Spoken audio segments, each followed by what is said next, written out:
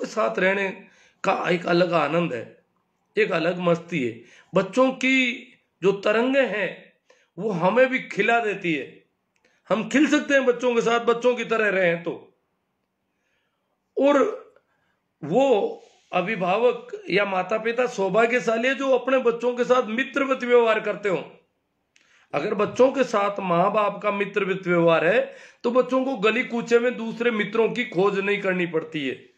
तो हम बच्चों के साथ उनके मित्र की तरह रहें तो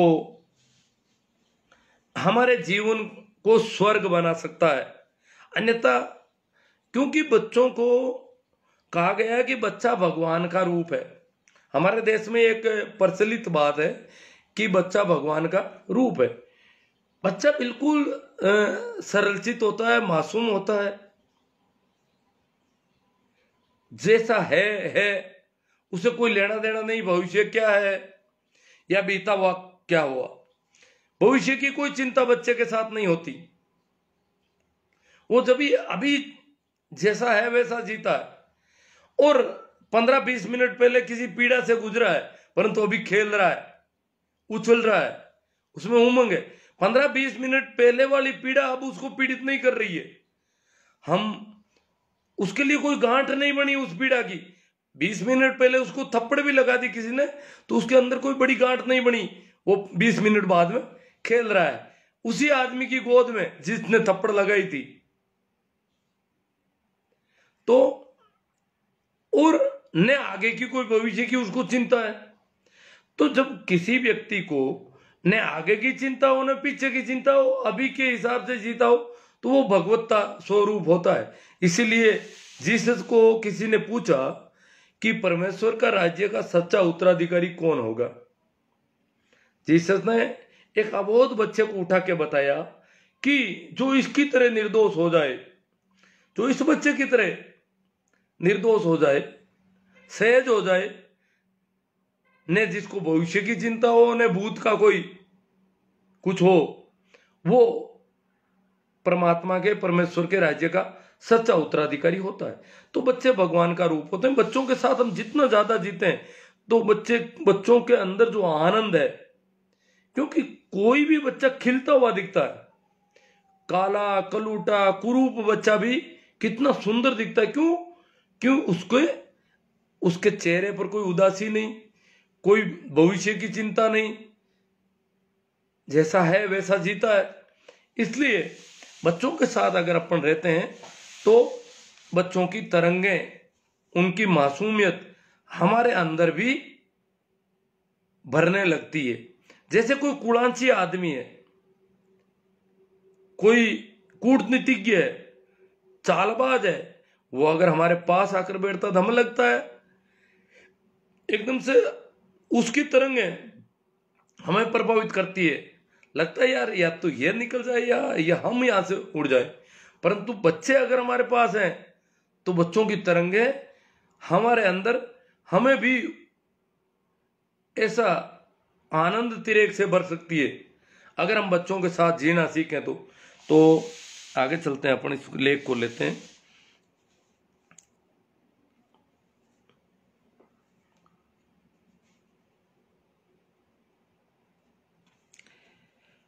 बाल जहां एक ओर बुजुर्गों का जीवन नारकीय हुआ, वहीं दूसरी ओर बालकों के में गुणों के मौलिक विकास की क्रिया पर भी विपरीत प्रभाव पड़ा है। जो बालकों में गुणों का विकास होना चाहिए मौलिक रूप से, उस पर कुछ विपरीत प्रभाव पड़ा है बुजुर्गों से बीच में दूरी होने की वजह से, जो कि सर्वाधिक चिंता का विषय है।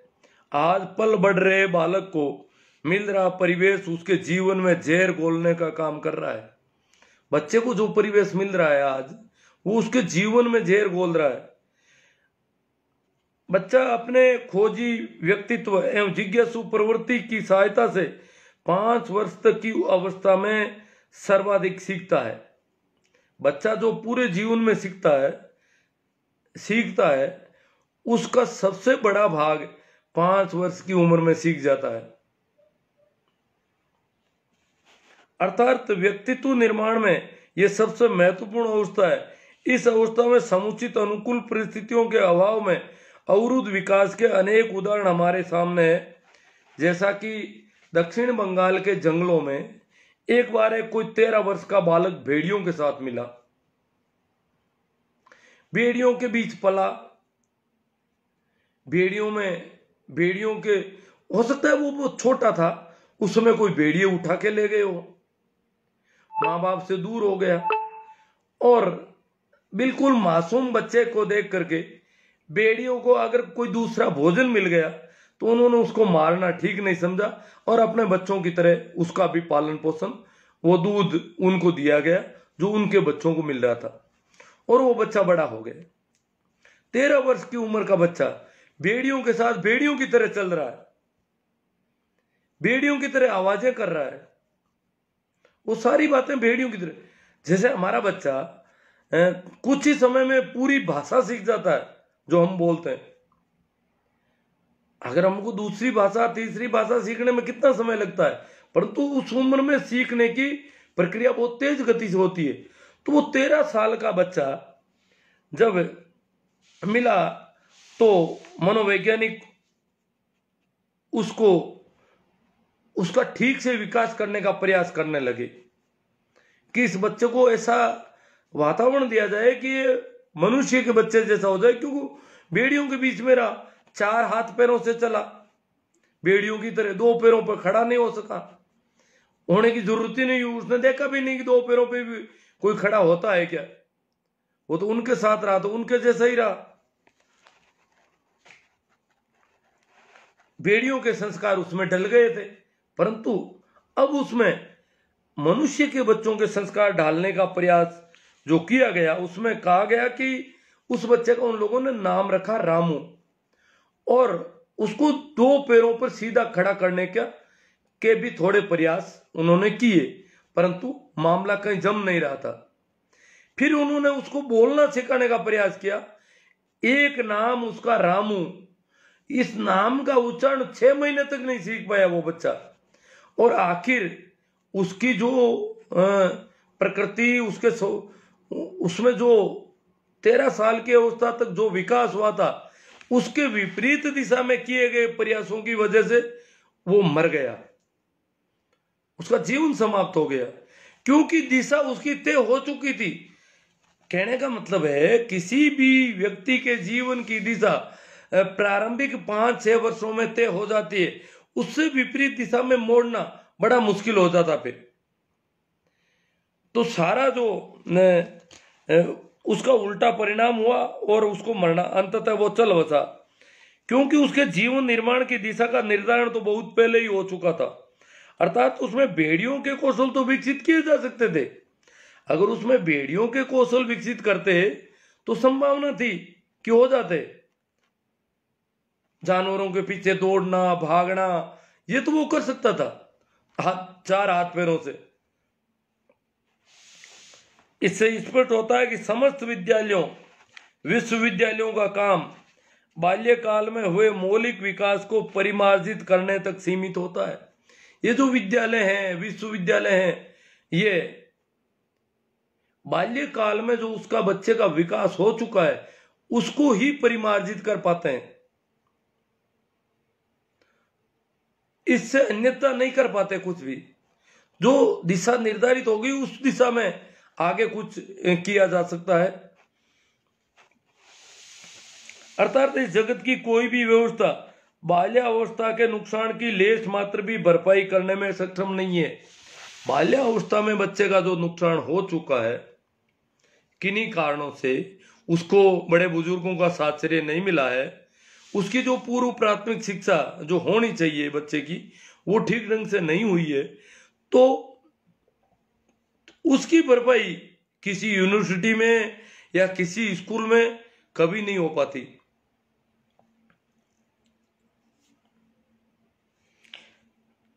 शैशव अवस्था मानव जीवन चक्र की बुनियादी अवस्था है, प्रारंभिक अवस्था है, आधारभूत अवस्था है, जिसमें बालक के व्यक्तित्व की दिशाओं का निर्धारण होता है।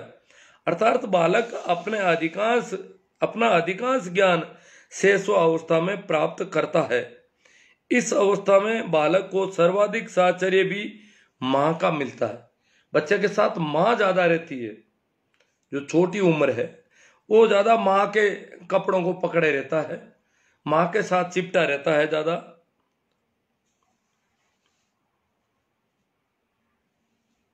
माँ की ममता ही बालक के व्यक्तित्व विकास में सर्वाधिक सहायक होती है। माँ में एक ममत्व का गुण होता है, माँ होने का गुण, ममता, वो बच्चे के स्वाभाविक विकास, जो विकास होना चाहिए व्यक्तित्व का विकास, उसमें सर्वाधिक सहायक होती है वो। अगर किसी बच्चे को माँ की ममता नहीं मिल पाती है तो उसका जो विकास होना चाहिए था वो इतना ठीक ढंग से नहीं हो पाता। इसलिए कहा जाता है कि तो बिना माँ का बच्चा है, तो बिना माँ का बच्चा काफी कुछ चीजों से वंचित रह जाता है।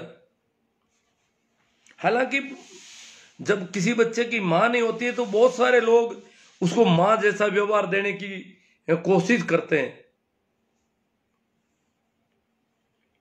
आज की माताएं बच्चों को छोटी छोटी बात पर झिड़क देती है। आज की माताओं में थोड़ा बदलाव आ गया है। आज की माताएं बच्चों को मारपीट ज्यादा करती है, छोटी छोटी बातों के लिए झिड़क देती है। ये थोड़ा बच्चे के लिए, बच्चा कुंठित हो जाता है थोड़े समय के लिए ही सही, परंतु वो एकदम से यूं हो जाता है, क्योंकि ये जो माताओं ने शॉर्टकट अपना लिया है बच्चे को मारने का, ये बच्चे के विकास में एक अवरोध पैदा करता है, बार बार अवरोध पैदा करता है। दिक्कत क्या है? दिक्कत है कि मां की समस्या है। आज का बच्चा, मां को अपना बच्चा गंदा नहीं दिखना चाहिए तो मां झिड़क देती है कि कपड़े गंदे कर दिए, हाथ धूल से भर लिए, पानी से भीग गया। अगर बच्चा पानी से भीग जाता है तो भी मां मार सकती है। धूल से भर गया, बच्चा तो धूल में यूं यूं कर लेता है। मां ने नहा धो के तैयार किया और बच्चे ने लाके धूल डाल दी मुंह सिर पे, तो मां को बड़ी दिक्कत होती है कि अभी तो इसको साफ किया और अभी इसने गड़बड़ कर दी सारी।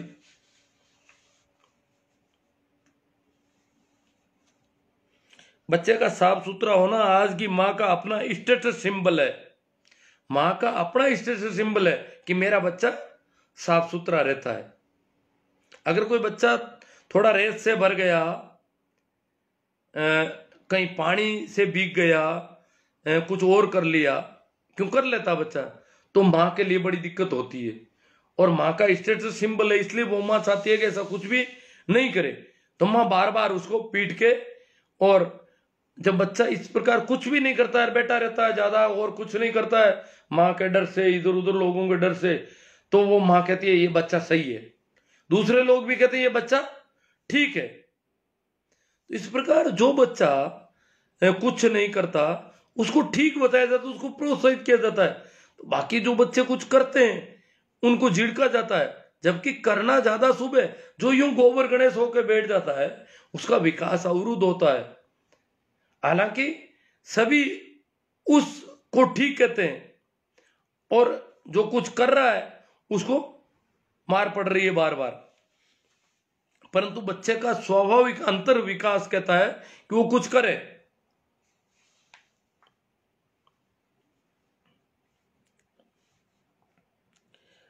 वह ये नहीं जान पाती कि गंदगी बच्चों को भी पसंद नहीं होती है, वह भी साफ रहना पसंद करते हैं, परंतु इस कीमत पर अपनी सीखने की प्रक्रिया के संबंध में कोई समझौता उन्हें स्वीकार नहीं होता। बच्चा भी साफ रहना चाहता है, गंदा नहीं रहना चाहता। गंदा होता है तो मां से कहता साफ कर, मेरा गंदा हो गया। बच्चा भी साफ रहना चाहता, परंतु इस कीमत पर वह अपनी सीखने की प्रक्रिया के संबंध में कोई समझौता उसे स्वीकार नहीं होता। वो कुछ सीखना चाहता है। हो सकता है रेत को मुट्ठी में भर करके उसको देख रहा है, उसको यूं गिरा रहा है, तो वो सीख रहा है, वो एक कोई प्रैक्टिकल कर रहा है, वो अपनी जिज्ञासाएं शांत कर रहा है। तो सीखने का जो उसमें है उसको वो समझौता स्वीकार नहीं है कि मैं सीखना बंद कर दूं।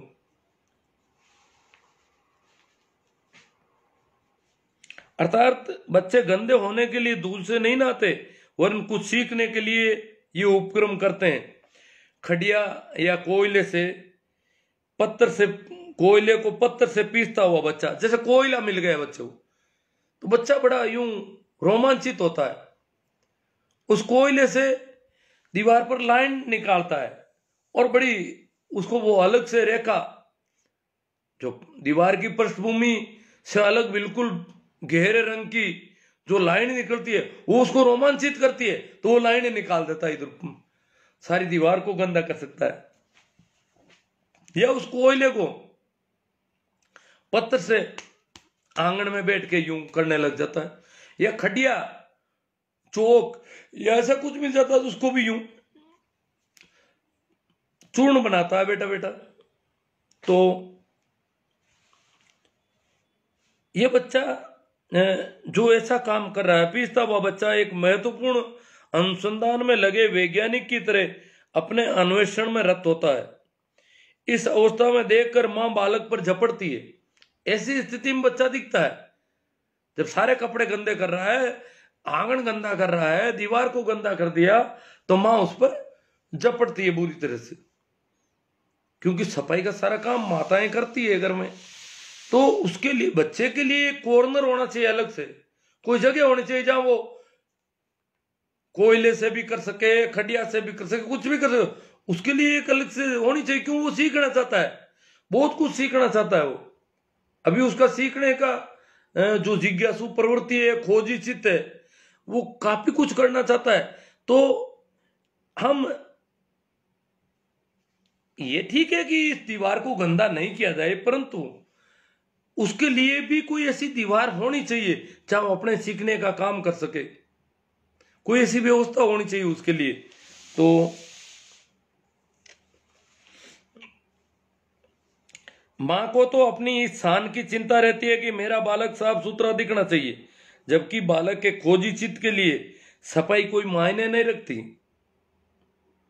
सफाई के कोई मायने नहीं है, वो खोजी चित्त है उसका। बालक कभी पानी गिराने लगता है,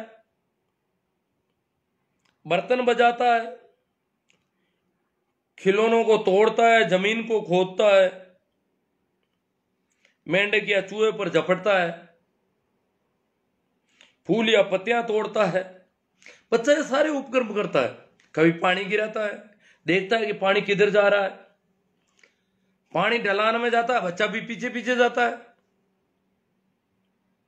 फिर गिराता है, पानी दौड़ता है तो वो और दौड़ता है, फिर वो राजी होता है कि ये पानी इधर क्यों जा रहा है। ये उसकी जिज्ञासा बन जाती है। वो पानी के साथ कोई लाइन निकालता है, पानी उसकी दिशा, थोड़ी दिशा को चेंज कर सकता है वो। तो इस प्रकार वो सीखता है।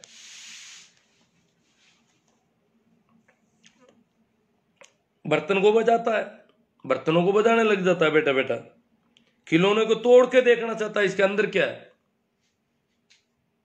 जमीन खोदता है। तो ये सारे काम, ये सब उसके प्रयोग हैं जिनके माध्यम से अपनी अशांत जिज्ञासाओं को शांत करने में तल्लीन रहता है, जिसका मूल्य नहीं समझते हुए माँ बाप बालक के शांत चित्त को अशांत करके कुंठाग्रस्त कर देते हैं।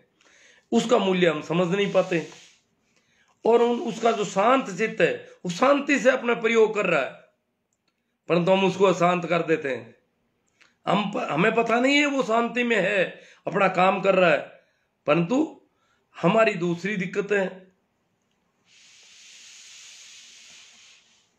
कई बार तो यह भी देखने को मिलता है कि माँ बाप बच्चे को रस्सी से भी बांध देते हैं, रस्सी से बांध देते हैं उसको, अथवा केवल उसके हाथ डोरी से बांध दिए जाते हैं। कुछ लोग हाथों को डोरी से बांध देते हैं ताकि ये कुछ कर नहीं पाए। बच्चे के प्रयोग में काम में आने वाली सामग्रियां छीन ली जाती है। आजकल के आधुनिकता में अंधे माँ बाप जन्म के साथ ही बच्चे को वस्त्रों में जकड़ देते हैं, वस्त्रों से जकड़ देते हैं। आजकल क्या है, बच्चों के वस्त्रों में बहुत जकड़ दिया जाता है उसको। हाँ, बिल्कुल छोटा बच्चा है तो जरूर उसके ऊपर कपड़े होने चाहिए ताकि उसको ठंड नहीं लगे, क्योंकि ठंड ज्यादा पकड़ती है उसको। परंतु वस्त्रों में, बहुत अधिक वस्त्रों में उसको जकड़ना ठीक नहीं है। हर मौसम में बच्चे को जकड़ दिया जाता है। अगर मौसम गर्मी का है तो उसके ऊपर वस्त्र नहीं के बराबर होने चाहिए, और बिल्कुल भी नहीं हो तो भी चलेगा। इस प्रकार कपड़ों में सिमटा 1-2 साल का बच्चा जब कभी पेशाब करता है तो निश्चित रूप से कपड़े भी खराब होते हैं, परंतु इसमें बच्चे की क्या गलती है? पेशाब करना एक स्वाभाविक क्रिया है, फिर भी उसे कपड़े गंदे करने के जुर्म में चप्पत खानी पड़ती है। बच्चा पेशाब करता है और उसको चप्पत मिलती है। बच्चा सोचता मैंने कोई गलती कर दी, मुझे ऐसा नहीं करना चाहिए था। बच्चा सोचता है शायद मैं ही करता हूं और तो कोई करता ही नहीं है, और मेरे अंदर ये गड़बड़ है। तो जब कभी भी उसको पेशाब की जरूरत महसूस होती तो उसको बड़ा दिक्कत होती है कि अब पेशाब तो होगा तो फिर मार भी पड़ेगी। अब और कुछ उसको पता नहीं, तो ये एक स्वाभाविक क्रिया है, परंतु वो उससे समझता है, वो अपराध बोध से ग्रसित हो जाता है कि ये गड़बड़ मेरे अंदर है और इसलिए मुझे पीटते हैं। क्यों? ये तो कोई, इनके तो कभी कपड़े भीगते नहीं किसी के, इसका मतलब इनमें कोई गड़बड़ नहीं है, ये मेरे अंदर कोई गड़बड़ है। मैं इसको रोकूं तो कैसे रोकूं? तो रोकने का प्रयास भी करता है, जो कि अस्वाभाविक है, नहीं रोकना चाहिए, परंतु प्रयास करता है रोकने का। खूब प्रयास करने के बावजूद भी नहीं रोक पाता है, फिर कपड़े गीले हो जाते हैं, फिर चप्पत पड़ती है। ये जो प्रोसेस चल रहा है,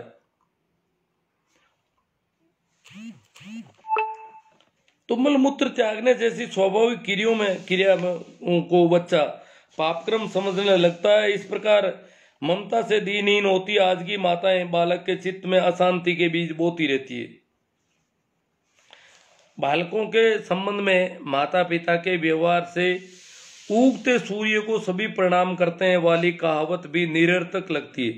भाई, उगते सूर्य को सभी प्रणाम करते हैं, एक कहावत है कि जो सूर्य उग रहा है, बच्चा उदय होता सूर्य है। हमारे यहाँ उल्टा सिस्टम है कि बड़े बुजुर्गों के पैर छू, और तो बच्चा है, भविष्य तो बच्चा है, और बच्चा है भी ठीक, आनंदित है, खिल रहा है, उसको हम कहीं से भी छुएं तो बड़ा यूं ठीक महसूस होता है। और बुजुर्ग तो यूं लटके हुए मुंह और बड़े परेशान, वहां क्या उनको छू करके, चाहे पैर छू और कहीं से भी छू, परेशानी पल्ले लगेगी अपने। ऐसे में बालकों से बुजुर्गों का साथ छीन लेने से अशांत चित्त पर दोहरी मार पड़ती है। तो बुजुर्ग और बच्चे साथ रहें तो बुजुर्गों के लिए भी वो गंभीरता कम हो जाती है बच्चों के साथ रहें, क्योंकि गंभीरता कई बीमारियों का घर है। जो गंभीर रहते हैं ना लोग, हम बहुत ज्यादा दुनिया भर की चिंता लिए बैठे रहते हैं और बड़े यूं बन ठन के बैठते हैं कि सबसे ज्यादा होशियार यही लोग हैं, बहुत ज्यादा समझदार आदमी है, बहुत ज्यादा बुद्धिमान व्यक्ति है। तो जो भी रहते हैं वो बीमारियों का घर है। तो बच्चों को का साहचर्य इन बूढ़े आदमियों को मिलना चाहिए, तो उनके स्वास्थ्य के लिए भी ठीक और बच्चों के लिए भी ठीक, क्योंकि बच्चों का जो विकास होना है उसमें वो बहुत सहायक होते हैं। धीरज के साथ बच्चों के साथ बहुत सारे काम कर सकते हैं वो। तो आज भारतीय समाज की इकाई परिवार एक संक्रमण के दौर से गुजर रही है। परिवार में बुजुर्गों के साथ हो रहे अप्रत्याशित व्यवहार का रोना प्राय देखने को मिलता है। बेटे बहू अक्सर माँ बाप को उलाने देते हैं। बेटे बहू क्या कहते हैं माँ बाप को कि बच्चे के पास ज्यादा मत रहो, आपने जैसे लक्षण कर दोगे बच्चे में। वो सोचते हैं हमारा बच्चा तो आधुनिक होगा, और ये बुढ़े पता नहीं कितने पुराने जमाने के बुढ़े हैं, हमारे बच्चे को गड़बड़ कर देंगे, तो बच्चों से दूर रखते हैं उसको। यथा ऐसे माँ बाप को उसे वो कहते हैं ऐसे माँ बाप से तो भगवान बचाए, हमारे तो पता नहीं कहां से मिल गए हमें। तो इन बुजुर्गों के संबंध में बेटे भी कहते हैं, बहुएं तो कहती है, बेटे भी कहते हैं। तो फिर बच्चों से वो दूरी, वो भी बेचारे माँ बाप भी वो सोचते हैं अब खाने को मिल जाए यही पर्याप्त है।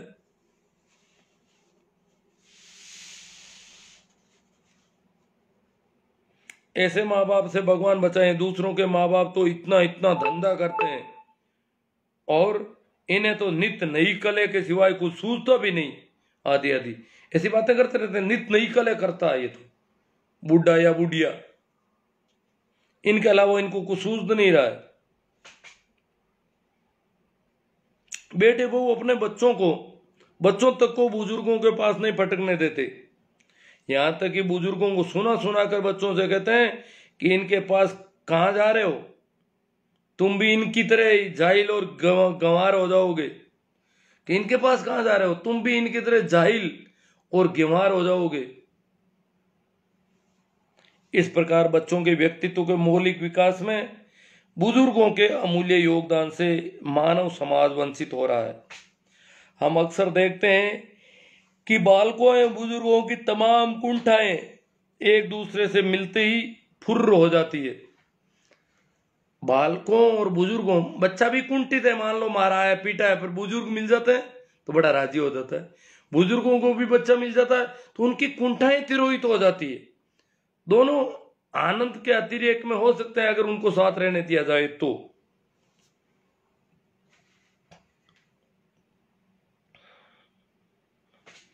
कुंठाएं एक दूसरे से मिलते ही फुर्र हो जाती है। इनकी आपसी बातचीत और क्रियाकलापों में झंकृत होकर होता संगीत। बच्चे और बुजुर्गों की आपसी बातचीत होती है, क्रियाकलाप होते हैं, खेलते हैं एक दूसरे से, क्योंकि बुजुर्ग भी बच्चों के साथ बच्चे होकर के खेलने लग जाते हैं, तो उनके लिए भी ठीक है और बच्चों के लिए भी ठीक है। तो इनके आपसी बातचीत और क्रियाकलापों में झंकृत होता संगीत इनके शारीरिक और मानसिक स्वास्थ्य के लिए भी नितांत आवश्यक है।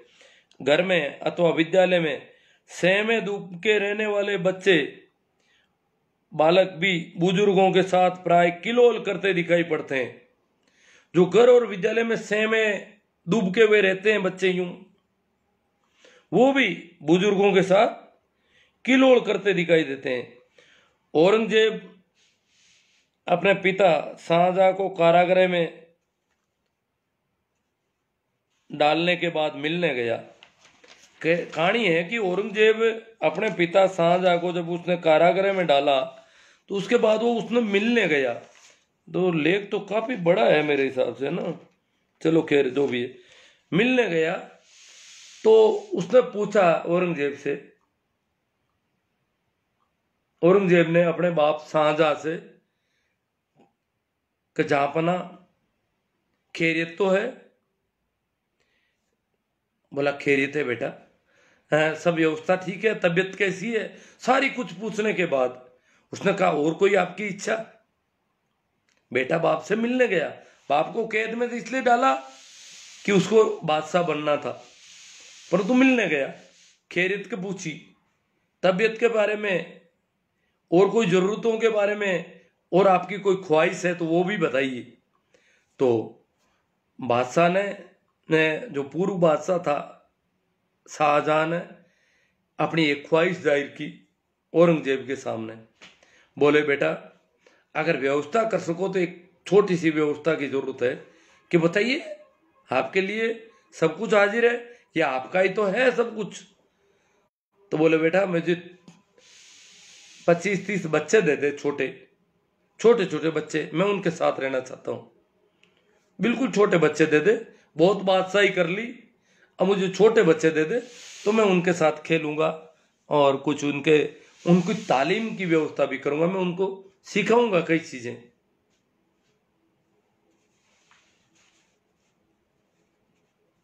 तो औरंगजेब ने क्या कहा कि और कुछ भी मांगते तो दे दो तुम्हें, और कुछ भी कहते तो मिल जाता, परंतु ऐसा हरगिज नहीं होगा।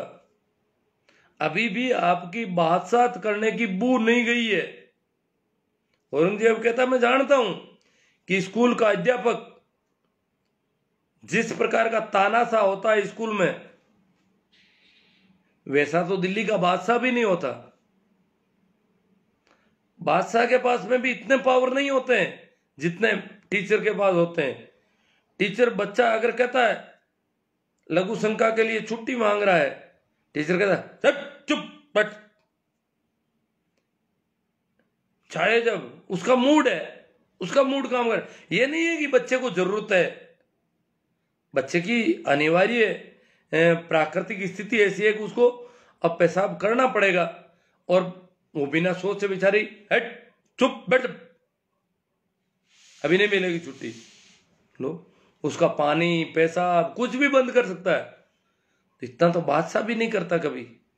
तो उसने कहा औरंगजेब ने कि मुझे पता है कि जिस प्रकार टीचर जैसा तानाशाह होता है, अभी भी तुम्हारी बादशाहत करने की बू नहीं गई है, तुम अभी भी बादशाहत करना चाहते हैं इन छोटे बच्चों को साथ में। ये नहीं, बादशाहत तो मैंने जो छीन ली वो छीन ली, बादशाहत आपको नहीं मिलेगी। बाकी कोई चीज की जरूरत हो तो बताइए।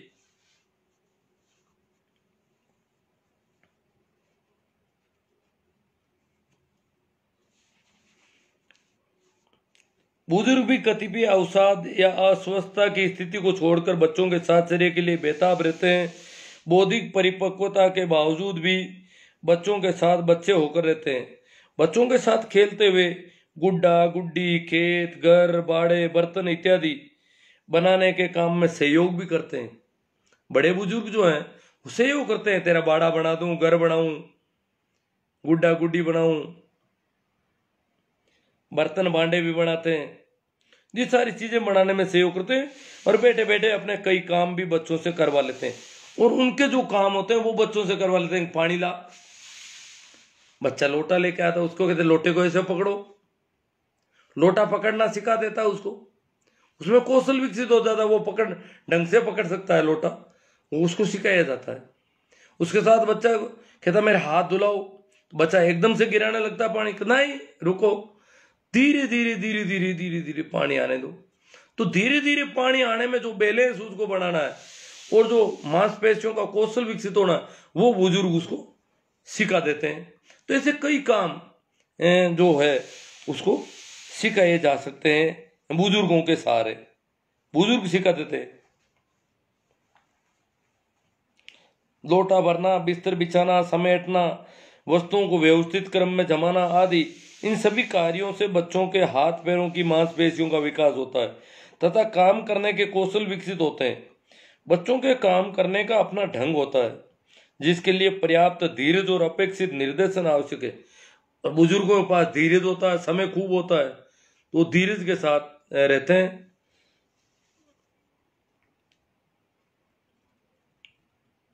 बच्चों के बोलने, चलने, खेलने, अभिनय करने आदि में के कौशल भी बुजुर्गों द्वारा विकसित किए जाते हैं।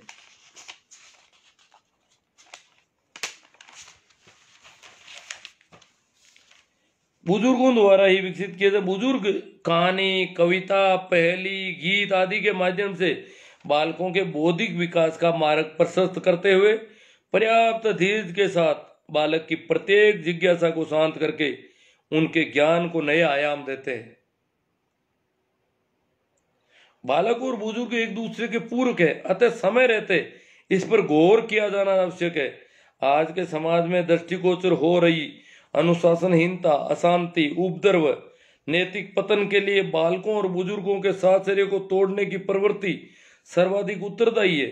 आज जो समाज में हम देख रहे हैं ये सब उसका उत्तरदायी है कि बच्चों को बुजुर्गों से दूर रखा गया है, इसलिए उनमें जो विकास होना चाहिए था, जो संवेगों का, जो भाव का, वो ठीक ढंग से नहीं हो पाया। सरकार द्वारा बालकों में समुचित गुणों के विकास के लिए पूर्व प्राथमिक शिक्षा के आंगनवाड़ी केंद्र भी खोले गए, परंतु ये पर्याप्त नहीं है। जीवन एक कला, संगीत और आनंद है जिसको बचपन की प्रारंभिक परिस्थितियां सर्वाधिक प्रभावित। आध्यात्म, विज्ञान, कला आदि क्षेत्रों में सर्वोच्च शिखर छूने वाले ऋषि मनीषियों के जीवन निर्माण में बाल्यकाल की परिस्थितियों का सर्वाधिक महत्वपूर्ण योगदान रहा था। आज के मानव समाज के सकारात्मक विकास को निर्धारित करने के लिए इस दिशा में सार्थक प्रयास की आवश्यकता है, जिससे निरीह बालकों तथा वृद्धों के जीवन में एक संगीत झंकृत हो सके। मानव जीवन चक्र की शारीरिक बल की दृष्टि से अपेक्षाकृत कमजोर अवस्थाओं, ये शारीरिक ताकत के हिसाब से, बल के हिसाब से दोनों अवस्थाएं कमजोर है, बच्चा और बुजुर्ग। तो ये जो है जीवन चक्र की अपेक्षाकृत कमजोर अवस्थाओं को भी स्वाभाविक जीवन संभावनाओं के अनुरूप जीने का हक है, जो कि विचारणीय है। उनकी जो स्वाभाविक जीवन संभावनाएं हैं उनके अनुसार इनका भी जीने का हक है। साहित्य में इसको ढंग से प्रस्तुत नहीं कर पा रहा हूँ, ऐसा लग रहा है। तेज तेज बोल देता हूँ बहुत ज्यादा, और उससे मैं खुद सुनता हूँ तब मुझे पता चलता है कि मैंने धीरज के साथ बात नहीं रखी आप लोगों के साथ, तो मुझे तो वापस सुनाई भी नहीं पड़ रहा है पूरा ही। चलो खैर, जो भी गलती हो गई, आइंदा देखेंगे, सुधार करेंगे। हाँ, अब मैं कर रहा था कि आने वाले दिनों में एक गीजूबाई नाम के शिक्षाविद हुए हमारे गुजरात में। उनकी जो थीम थी बच्चों के साथ कैसा व्यवहार होना चाहिए हमारा, उस पर कुछ चर्चाएं अपन करेंगे। गीजूबाई की कुछ किताबें मैं आपको उनके पीडीएफ आप कहो तो उपलब्ध करवा दूंगा, और आपको उन किताबों के पीडीएफ से किताबें पढ़नी है और अपने घर परिवार के बच्चों के साथ इस प्रकार का व्यवहार करना है, ताकि हम बच्चों को का ठीक से विकास कर सकें। बच्चों के साथ बहुत गड़बड़ हो रही है, दुर्व्यवहार हो रहा है वो अलग है, जो ठीक व्यवहार होना चाहिए वो तो गया काम से दुर्व्यवहार अलग हो रहा है, जबकि किसी और व्यवहार की अपेक्षा थी उनके साथ। तो देखते हैं अपना आगे इसको जारी रखेंगे। आज का सेशन पता नहीं कैसा रहा है, ठीक से बात तो नहीं हुई है। चलो अपन बात कर लेते हैं। आपसे पहले मैं देखता हूं,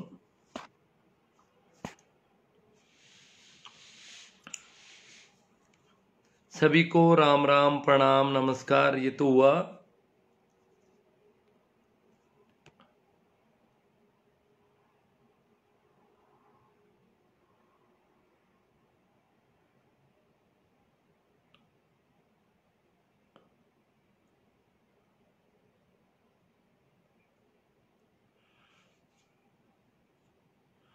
हबीब खान जी कह रहे हैं मैं तो आपको बहुत याद कर रहा हूं। ये भोपालगढ़ से है।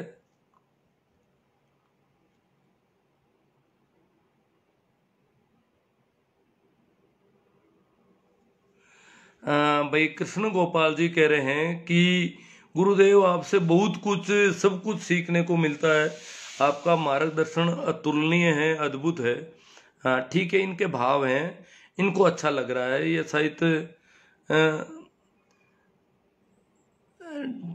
रेगुलर सुन रहे हैं या ये क्या है कि मेरे जो बोलने का लहजा है वो कुछ गड़बड़ लग रहा है मुझे भी, तो इनको समझ में पड़ता होगा या तो कुछ।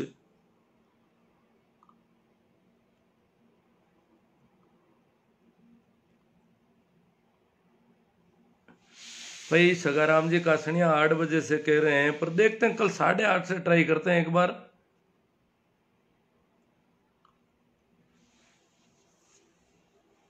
हबीब खान जी कह रहे हैं कि एक दिन आपके घर पर आकर गया था, तो हो सकता है भोपालगढ़ से आए हैं।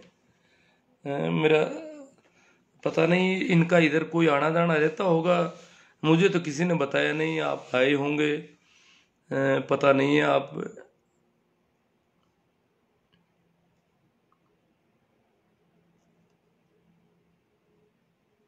इधर आए हैं तो। अच्छा, ये तो मुझे पहले से ही जानते हैं और मुझे आज ही ज्यादा पता चला। सुनील सो चौधरी, हमारे यहाँ तो टोपी पहनना भी एक तरह का पाखंड है। टोपी अगर किसी को दिखावे के लिए पहनी जाती है तो पाखंड है।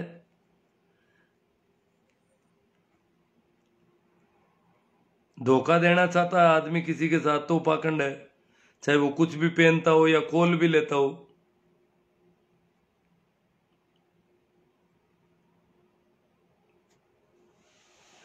मूणा राम जी पूछ रहे हैं सर आप एक टीचर हो क्या? हाँ जी, टीचर हूं।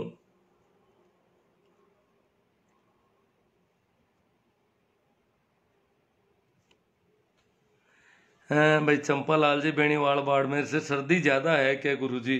नहीं, सर्दी तो इतनी ज्यादा नहीं, मैं थोड़ा ठंड मुझे पकड़ती ज्यादा है, इसलिए मैं तो टोपियां रखता हूँ। काफी दिनों से मैं टोपी सुबह सुबह तो लगा रहा हूँ। केएल सारन शानदार मार्गदर्शक जी। गुरुदेव, बच्चों के स्कूल कॉलेज खोलेंगे या पूरा सेशन ही बंद रहेगा? अब देखो, सरकार की हिम्मत नहीं पड़ रही है, डर रही है सरकार की कल को स्कूल कॉलेज खोल दिए एकदम से कोरोना भड़क गया तो ये डर है, पता नहीं भड़केगा नहीं। बहुत कुछ खुल गया, इतने बाजार खुल गए, पता नहीं कैसे भड़कता है। वैसे अभी आज के अखबार में था, डूंगरपुर में किसी मृत्यु बोध से 70 लोगों को कोरोना हो गया। अब कभी होना हो और किसी स्कूल विशेष में, क्यों स्कूलों में तो हजारों बच्चे हैं कई बड़ी स्कूलों में, तो वहां फैलने के डर से बहुत आशंकित है। और इनके जो इस वजह से ये बड़ा मुश्किल मामला है। हम तो सोच रहे थे कि आज 17 तारीख से बड़े बच्चों के लिए कुछ खोल दिया जाएगा, परंतु नहीं खोल पाए। अब आशा करते हैं कि 1 दिसंबर से कुछ होगा।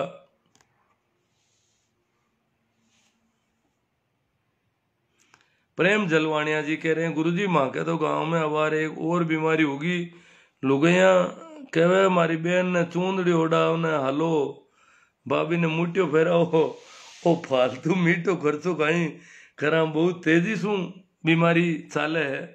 तो ठीक है, ये तो जल्दी आर पार बहुत लंबी चली जाती है। ऐसी बीमारियां बहुत तेजी से फैलती है, थोड़े दिनों में सब जगह चली जाएगी। ये तो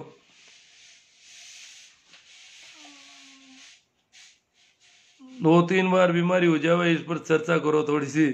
अब क्या करें, ये तो हमारी मानसिकता। अब अगर कोई मुठिया नहीं पहनाने जाए तो वो हो जाए नाराज, पहनाने जाए तो भी डर कि ये पहनाने आ गई, मुठिया लेगी, अब बेस ले जाएगी। बड़ी दिक्कतें सारी, कुछ पता ही नहीं कौन कहाँ नाराज हो सकता है, बड़ी समस्याएं हैं। आने जाने का जो पेट्रोल डीजल एक्सीडेंट वगैरह वो तो सारे अलग ही।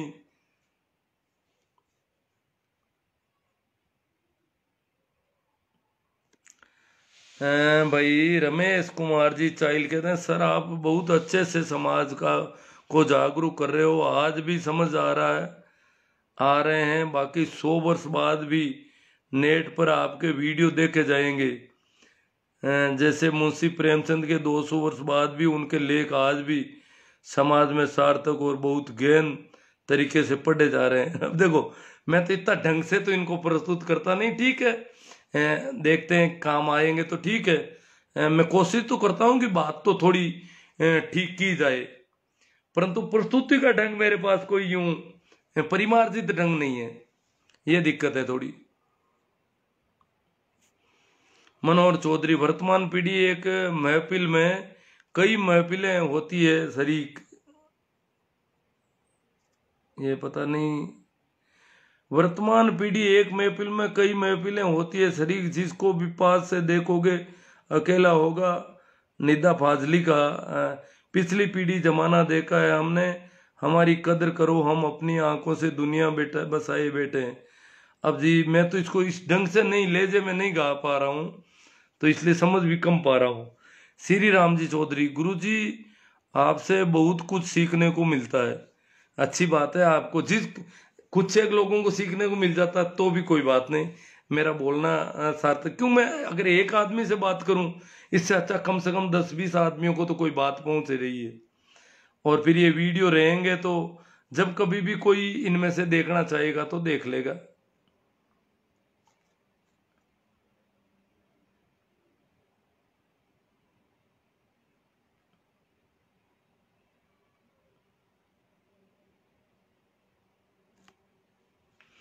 अशोक सारण जी फलसून से कह रहे हैं, आपका लाइव का वेट करता हूं। चलो वेट करता हूं, तो इंतजार पूरा हुआ, मैं भी आ गया आपके साथ।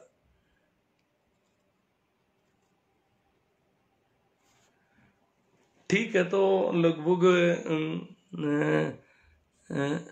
जो कमेंट दिख रहे थे, अक्खा राम जी काहिरा नोखा, काहिरा तो ये हमारे नज़दीक ही है, ज़्यादा दूरी पे नहीं है, बहुत अच्छी शिक्षा देते हैं समाज सुधारने का।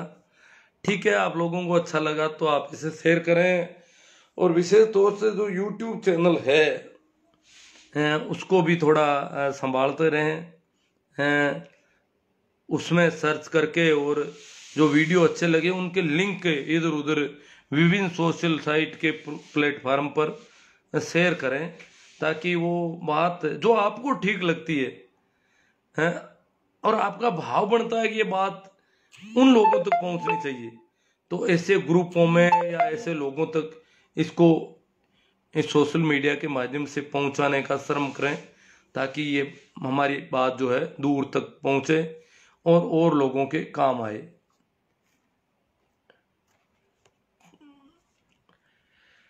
ठीक है, तो फिर आपका अच्छा सहयोग मिला, धन्यवाद, आभार। एक बार फिर आप सभी को मेरा राम राम, प्रणाम, नमस्कार। एक क्या आया, एक और कमेंट दे रहे हैं भाई।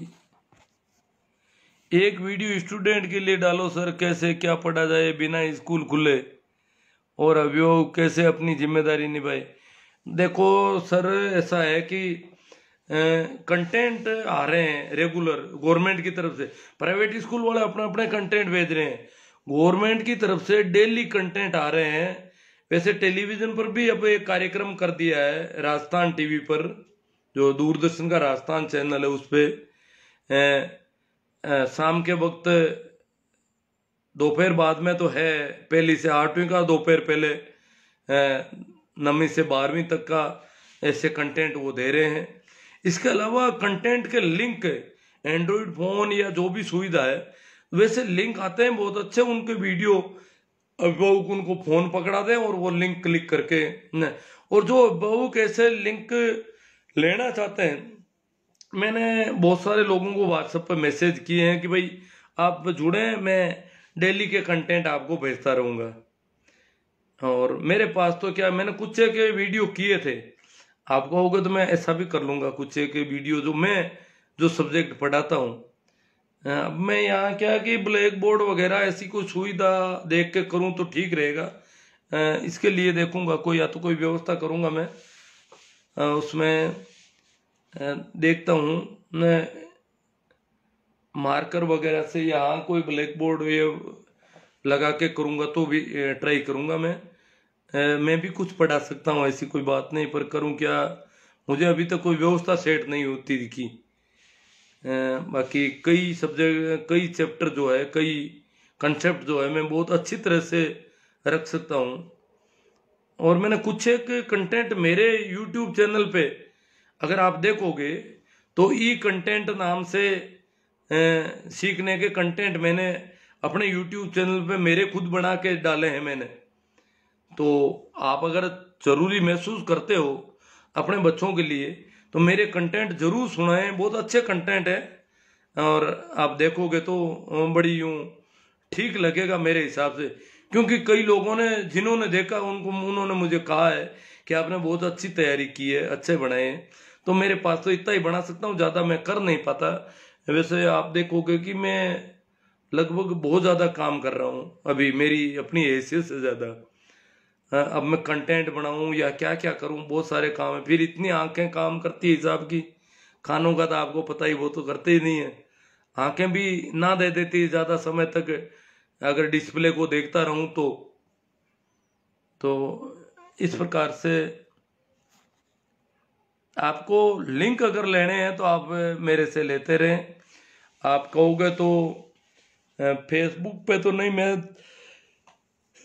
चाहता हूँ कि आप व्हाट्सएप पर अपना नंबर भेज दें मुझे, तो मैं वैसे ग्रुप से जोड़ दूंगा, नंबर के साथ नाम, पिता का नाम वगैरह, परिचय पूरा दे दें, ताकि ऐसे ग्रुप से भेज दूंगा जिसपे मैं नियमित रूप से कंटेंट भेजता हूँ गवर्नमेंट से जो मिल रहे हैं। या आपके बच्चे गवर्नमेंट स्कूल में पढ़ते हैं तो जरूर आपके विद्यालय के अध्यापक कंटेंट भेजते होंगे।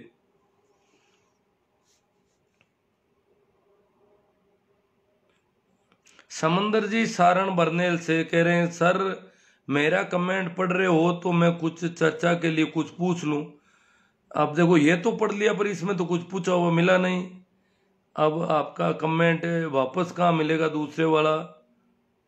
पढ़ने में तो मुझे कोई मेरे सामने जब आता है कमेंट तो मैं पढ़ लेता हूँ। अब सामने में नहीं आता है तो कई बार क्या है कि बाद में दिखाई देते हैं कमेंट, और वहां से जब आप प्रेषित करते हो कमेंट उसके कुछ समय बाद ही यहाँ पे मेरे सामने आ पाते हैं, और कुछ क्या पता हिडन रह जाते हैं कि मुझे दिखाई नहीं पड़ते, स्क्रॉल करते करते इधर उधर कहाँ रह जाते हैं। इसलिए मैं कोई ऐसे भेदभाव तो नहीं करता हूँ जानबूझ के कि हाँ, अगर कोई कमेंट ही बेहुदा हो, कोई मतलब ही नहीं हो, तो उसकी तो बात अलग है। बाकी तो मैं करीब करीब हर कमेंट को लेने का प्रयास करता हूँ। अभी तक समदर जी सारण साहब आपका कोई कमेंट ऐसा नहीं आया जिस पर मैं चर्चा करूं आपकी अपेक्षा के अनुरूप।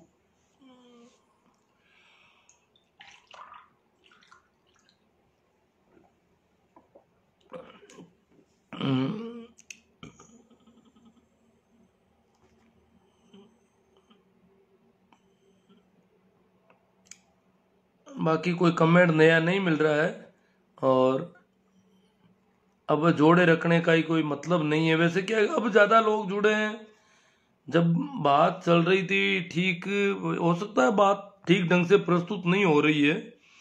हाँ भाई, मेघाराम जी, तेजराज जी जाट, इन्होंने कमेंट किया है, अपना नंबर भेजे हैं। इनको ई कंटेंट भेजने के लिए मैं अपने एक व्हाट्सएप ग्रुप में जोड़ लूंगा।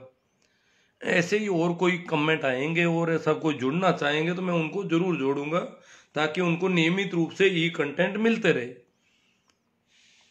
उनमें क्या होता है, लिंक होते हैं, लिंक पीडीएफ फाइल में भी होते हैं, उसमें कंटेंट लिंक पर क्लिक करते ही वीडियो आ जाता है, और उस वीडियो को कैसे करना है, क्या करना है, अभिभावकों के लिए भी इंस्ट्रक्शन उसके साथ में दिए होते हैं। हाँ भाई, समंदर सारण बंदेल सर, प्राचीन शिक्षा पद्धति और वर्तमान शिक्षा में अंतर कितना कुछ है? हमें तो वर्तमान शिक्षा का अनुभव है। देखो, हमारे देश में भाई, समंदर जी सारण आप कहते हो तो मेरी बात आपको हो सकता है बहुत बुरी लग सकती है, क्यों मैं बिल्कुल अलग ढंग से बात करता हूं कि हमारे देश में अभी भी वर्तमान जो आधुनिक शिक्षा का मनोविज्ञान का जो ढंग है वो अभी भी अपनाया नहीं गया ठीक ढंग से। होना चाहिए कि हम आधुनिक ढंग से बच्चे के साथ बिहेव करें। हमारे देश में अभी भी बच्चे को मारपीट मिल रही है। हमारे देश में ये मान्यता रही है कि गुरु की चोट और विद्या की पोट, गुरु ठोके पिटाई करता है तो पूरी विद्या डाल रहा है आपके अंदर, ठूंस रहा है विद्या। ये कैसी बातें हैं? मारपीट करने का तो हमारा देश पक्ष धर रहा है, और मैं इसके कतई पक्ष में नहीं हूं, क्योंकि आधुनिक शिक्षा मनोविज्ञान जिस प्रकार से बच्चे को का विकास करने का पक्षधर है, मैं उसका पक्षधर हूं, उसके साथ हूं। क्योंकि आधुनिक शिक्षा मनोविज्ञान से जहां कहीं भी पढ़ाई हो रही है वहां के बच्चे बहुत आगे निकल रहे हैं, और ये मारपीट वाले तो बेचारे दब्बू बन के रह जाते हैं, इनको तो सीखने के कोई मौके ही नहीं मिलते। इसलिए मैं तो मारपीट के सख्त खिलाफ हूं। कल यही लेते हैं अपना कि जो हमारा ढंग है पढ़ाने का, अध्यापक लोग जो हैं वो तो सामने नहीं आएंगे तो अच्छा रहेगा, क्योंकि मैं बिल्कुल ही सामान्यतः अध्यापकों के अंदर और अभिभावकों के अंदर जो धारणा है उसके बिल्कुल अलग खिलाफ बोलता हूं। धारणाएं अलग है। हमारे पास आते हैं माँ बाप बच्चे को लेकर के, सर मारो खूब, इसको मारो खूब, बहुत पीटो, मार देना, पढ़ाना बस। आप देखो, हमारी तरफ से आपको कुछ नहीं कहा जाएगा, आप चाहे मार मार के इसकी खाल पाड़ लो, हमें तो हड्डियां सौंप देना भले ही, खाल पूरी चामड़ी पाड़ लो ना, तो भी हम आपको नहीं कहेंगे कि भाई अध्यापक जी ने क्यों पिटाई की। कि वो सोचते हैं कि अध्यापक जितनी पिटाई करेगा उतना ही मेरा बच्चा कलेक्टर जल्दी बन जाएगा। ऐसी आम धारणा है गांव में, समाज में, अध्यापकों तक में है, क्योंकि यहां इस देश में ऐसा ही सिस्टम रहा है सदैव। यहाँ का अध्यापक बहुत कठोर और निष्ठुर होता था सदैव से। ये जो गुरुकुल प्रणाली है ना, ये तो बड़ी गजब की प्रणाली थी। तो इसी वजह से तो हम ढंग से हो नहीं पा रहे हैं। हाँ तो ठीक है। मेघराज जी जाट, मेघाराम जी जाट, आप क्या टीचर हैं? हाँ हम हूँ, टीचर हूँ अभी तक तो। और कुछ कमेंट आ गए। सर आप बहुत बढ़िया है। हाँ ठीक है। चेना Ram ji very nice sir जी। ठीक है, जो कमेंट आए हैं उनको तो मैं ले लूँगा।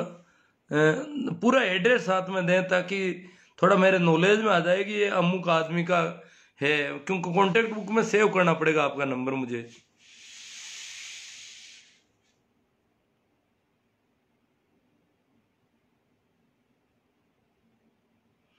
भाई मेघाराम जी बहुत ही शानदार है, ताऊ जी बहुत ही बढ़िया है। तो समुद्र जी सारण कल का पूरा अपन आपके इस कमेंट पे ही करते हैं कि कैसी होनी चाहिए शिक्षा की व्यवस्थाएं, और अभिभावकों और अध्यापकों का बिहेव कैसा होना चाहिए बच्चों के प्रति, उस पर अपन चर्चा करेंगे। बहुत अच्छी चर्चा होगी। और चाहता हूँ, क्योंकि अब तो किताब नहीं रहेगी तो मैं मेरे ढंग से बोलूंगा, ये पढ़ने में लग जाता हूँ इसमें। कल कोई ऐसा लेख वेख नहीं है, अपन सीधी बात ही करेंगे, सीधी सपाट बात कर लेंगे सारी। अब काफी लोग जुड़ गए हैं, तो जो लोग जुड़े हैं वो पीछे का थोड़ा देखें तो अच्छा रहेगा। और ठीक है, अब देखो बहुत बड़ी तादाद में जैसे जैसे जुड़ रहे हैं, अब मुझे यहाँ से हटना पड़ेगा क्योंकि काफी समय हो गया।